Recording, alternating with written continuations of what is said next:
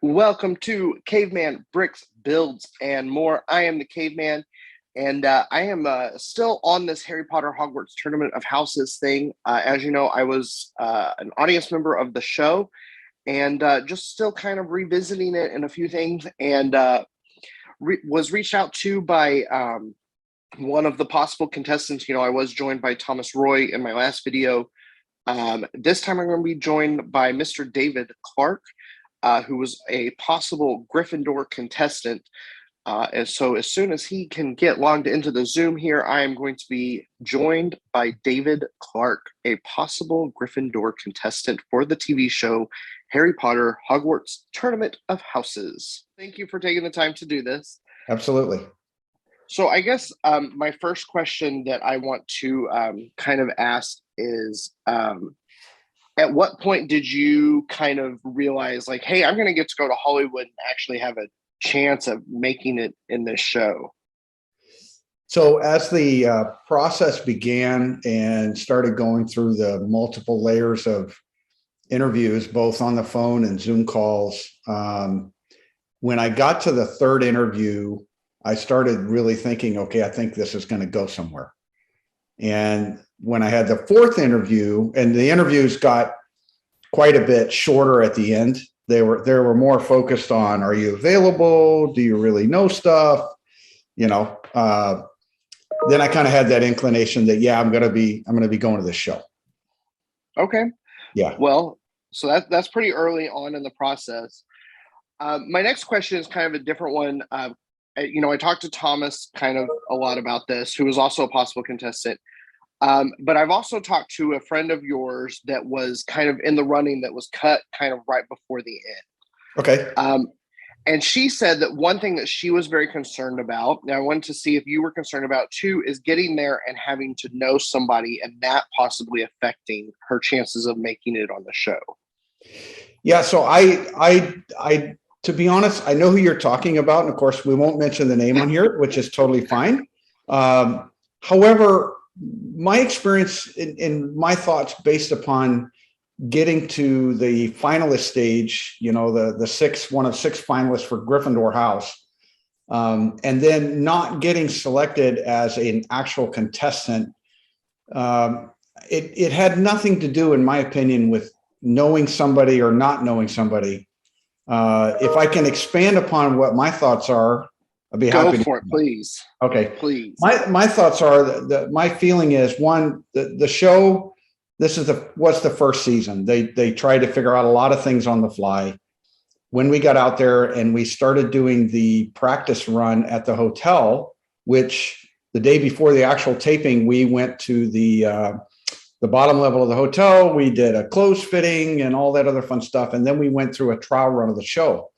And when we did that, they pitted 3 Gryffindors against 3 Gryffindors, and they kept flip-flopping people around and how you're going to look here and how you're going to look there and how you're going to look there, which was all great. And we all felt, hey, we had a great chance. I was able to actually answer the hardest question that they presented and nobody else was. And I said, wow, that should put me like top of the heap. In hindsight, I'm going to tell you that your knowledge of Harry Potter trivia and the Harry Potter magical world really didn't make a difference.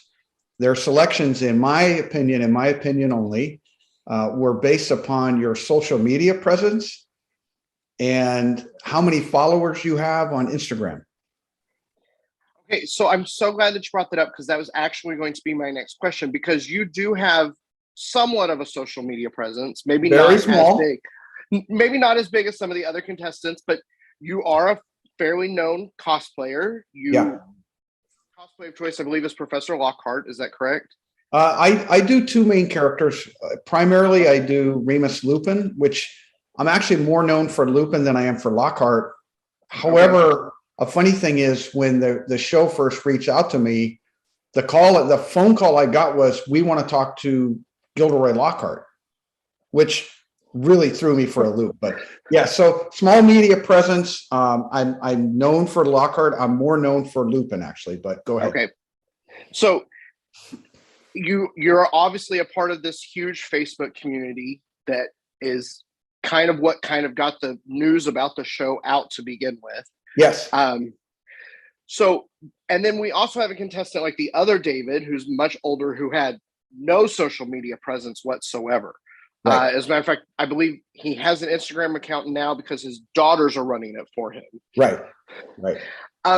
So, but you do feel like that, hey, social media played a part. They were definitely looking for people that could help them kind of expose the show a little bit. Yeah, I think on a couple of different levels, and you're correct on the Facebook side. That group you're speaking of, I joined that group when there were 200 members. I was one of the original moderators and still am, and of course that group's over 50,000 globally. So in a few short years, it's expanded. I've taken that magical world with me internationally and met a lot of people in Asia, in Japan and Korea and Taiwan, and they all know me as Remus, which is quite fun, but the social media, and I think it also ties back to, they were looking for diversity. And, the 3 Gryffindors that were not selected, I don't think we brought enough diversity to what they were looking for. And that's okay. I get that. I mean, yeah, you should have diversity. I'm all about diversity. My company I have, I'm very diverse. I have 3 ladies working with me. One is Indian, one is Filipino, and one is Caucasian. And so I'm a very diverse person as well. But I really think the bigger tie was the social media presence. Facebook is not what they were looking for. They were looking more for that Instagram platform. Okay. So I guess my next question is, tell me about your fellow Gryffindors, because they've kind of gotten a bad rap. They lost both games that they were in. I know that the younger Gryffindor contestant, I believe she was 15, she was definitely younger, has come under quite a bit of pressure social media wise for kind of her lack of answers. So what was your feel working with this Gryffindor group?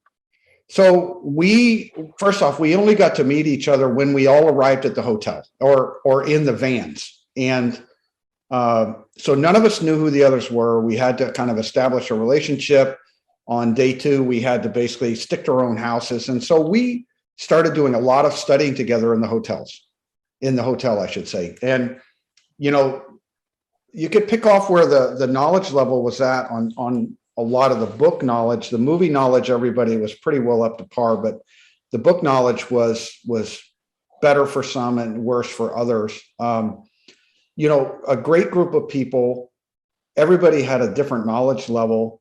I don't think those people that were not going through that process, and this is the vast majority of people that watch the show and are giving negative feedback, don't understand how that show was put together.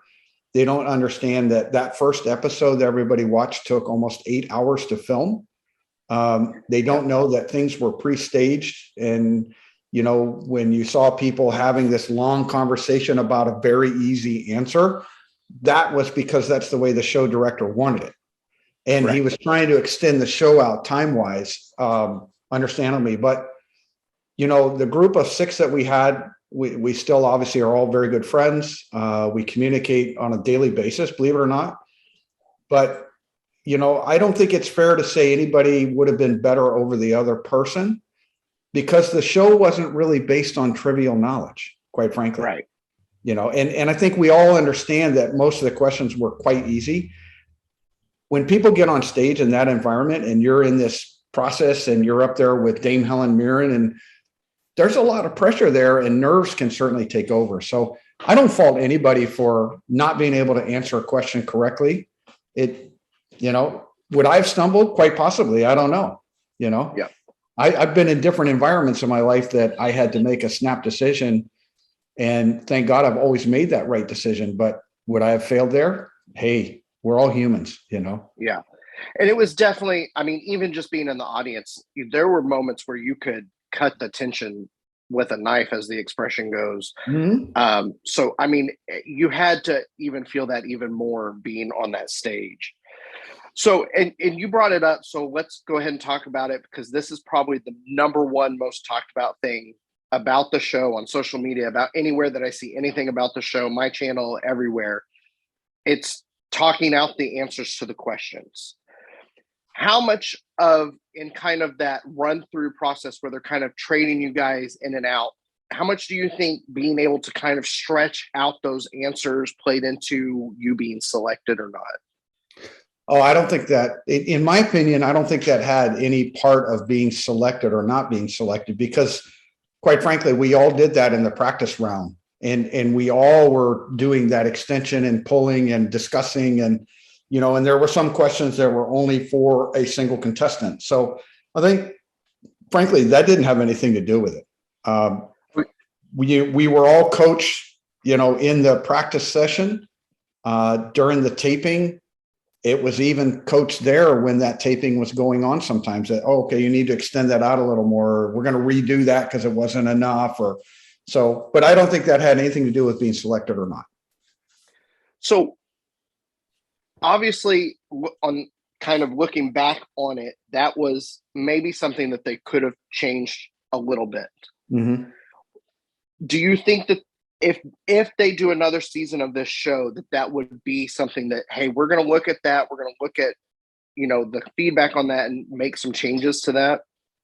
Yeah, I think they would be smart to do that, frankly. Understanding that each show is an hour long, and you've got to get 2-3 hours of content to really extend that show out, or really 40 minutes. When you really watch the show, it's about 45 minutes long. Yeah. So in context, you got to have 2 to 3 hours so you can edit down what you need. They should address that. They also, in my opinion, if it goes to season 2, they should have some more challenging questions. And if we're going to get into a trivia tournament, let's get into trivia, and really get away from what is this little picture of this thing? What is that? That's to me, that's weak. I was lucky enough to be able to identify that sitting in the audience when that was presented for the Gryffindor house. But man, not everybody's going to have that a much focus to detail and remember that. There's a lot more out there, I think, that they could bring to the table for trivia. The same thing with bringing 3 couches onto the floor and saying, well, which one of these was Hermione Granger's parents sitting on? Well, come on, man. Really? Yeah. Why don't we go something better and bring out, Tom Riddle's diary, or, something of that accord that everybody can identify. Right. So, yeah. So and this will be my last question on this. Why do you think that they were so insistent on having them, besides just the time filler, stretch these things out? Because the number one thing that I hear a lot and that I see a lot is that, maybe we're trying to reach the casual fan, but clearly this show, the most people that tuned in was not a casual fan. It was us, it was the people that really care and really know their stuff. Mm-hmm. I think because if you think of it just in the context of it's Hollywood's going to get what they want. The majority of people that we engage with from the production and direction side, everybody on set, I would say the majority of them know something about Harry Potter, but they're not the fans. So I think when they wrote that show, they wrote it with the mindset of, well, we want to get some general stuff out there. We want to be able to explain the answers out a little better. So maybe somebody that doesn't really know anything about Harry Potter will do it. Maybe they'll read the movie or watch a movie, read a book, and then they can go to season 2. To me, the whole driver behind this is to see what kind of numbers they captured, what kind of audience, and then get HBO Max to come back and TBS to come back and say, okay, we want to do a season 2 so they can make money. At the end of the day, it's all about making money. We all know that. We got to fill up Gringotts. We got to get the vaults refilled. So that's kind of where it's all at, man. But yeah, from a finalist perspective, would you want to do that? I think on some of the questions, it makes sense to do that, especially when they're a challenging question. But the majority of questions, I think you could fit 3 questions into that one question and make it even harder. Build more content into the show rather than extending out one question. Right. That makes sense. So the show, what I understand, I came to it a little bit later, didn't originally start out as kind of this house versus house quiz show. It was that explained to you differently? Because that's what I've heard. So I'll tell you from a finalist perspective that all of us going into this show, when we got to the hotel, and of course we were in full hard lockdown, no guests, no visitors, no family, no nothing.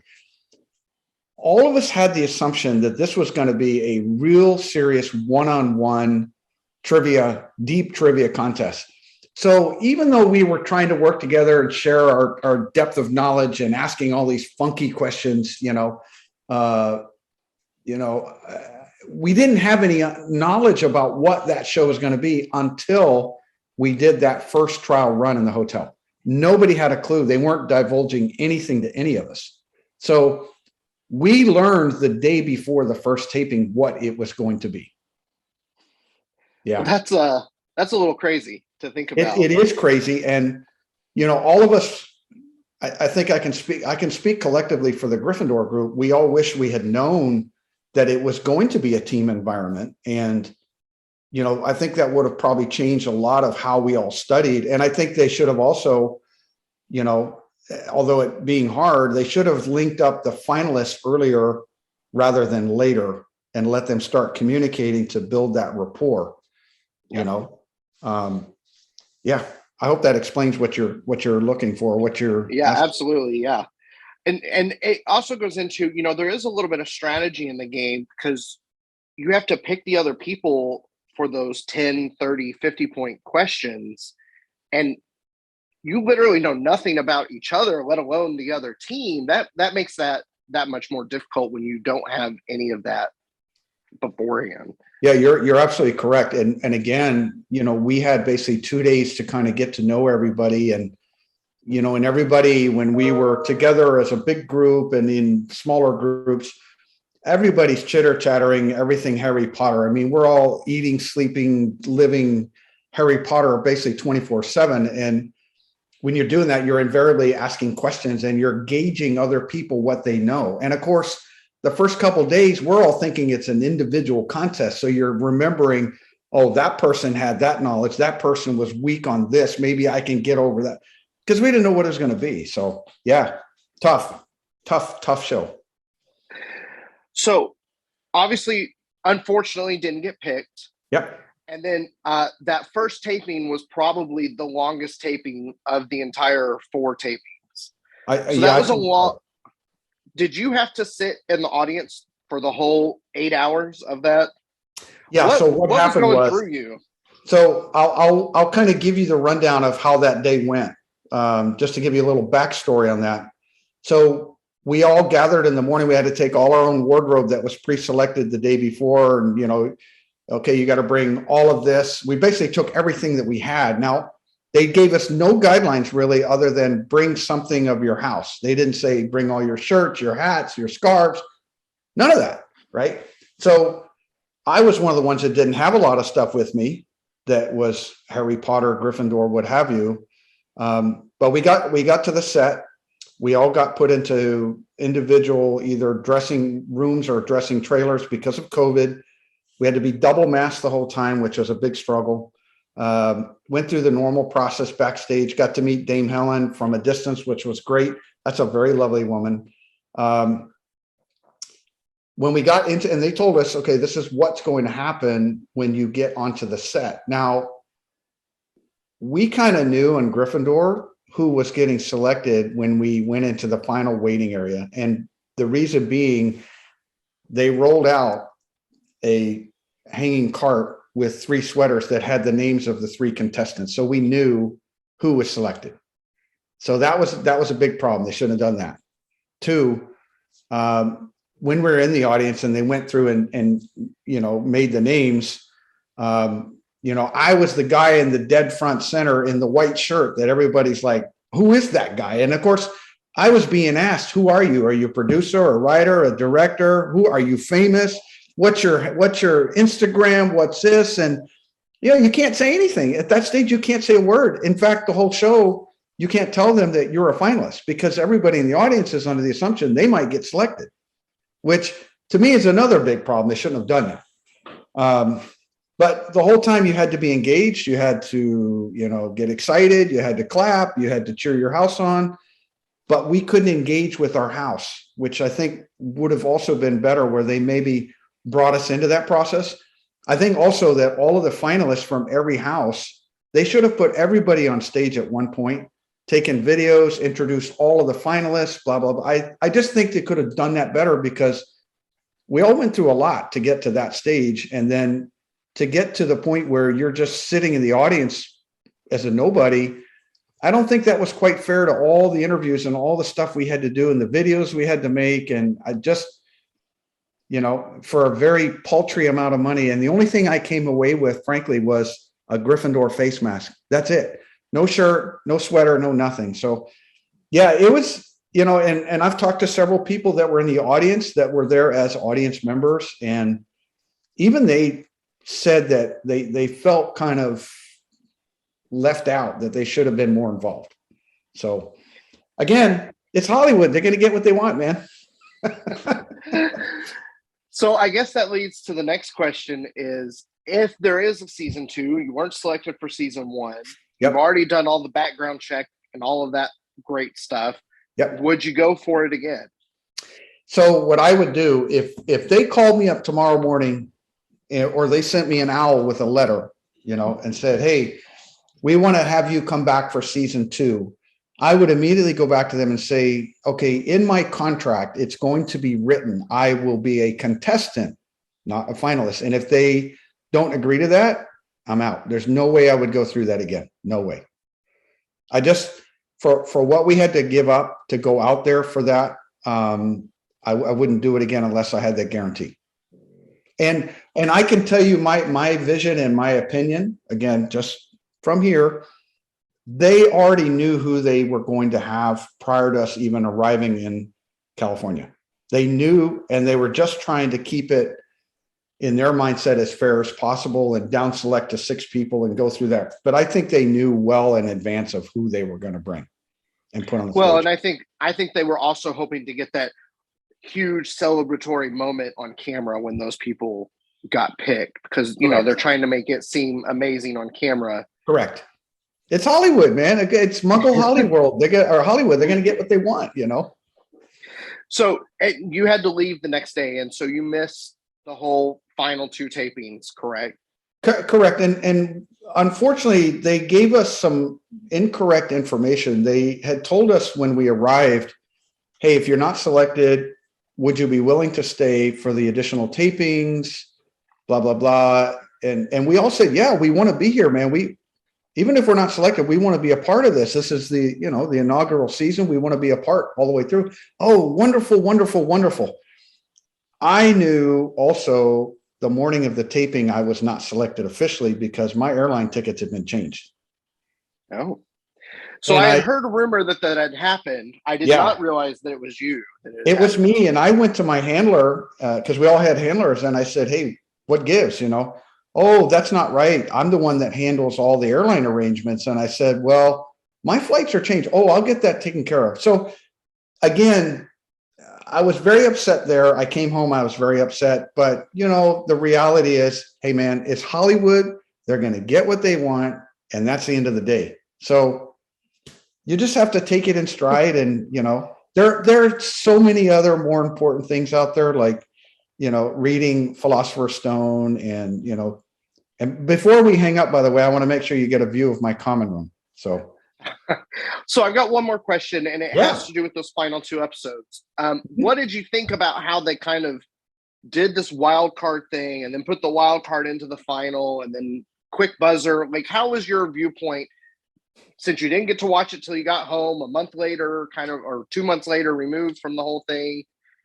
How did you feel about all that? Well, guess what? So I'm the one that you're going to talk to that will tell you I have not watched anything other than the first episode.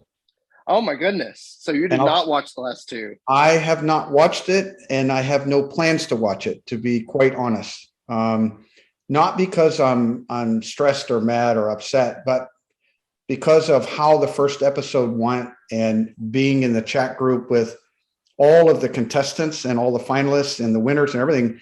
And they've already disclosed everything that happened. So I don't need to watch. I already know what they did. So I have no opinion one way or the other on the other episodes, quite frankly, but at someday I may watch them, maybe. Most likely not, but maybe. All right. Well, Yeah. I would love to see your common room, and thank you so much for joining me and sharing Oh your yeah, my thoughts on pleasure. this. And I hope everybody at home enjoys this, and Yeah. I look forward to talking to you again. Yeah, anytime. Anytime.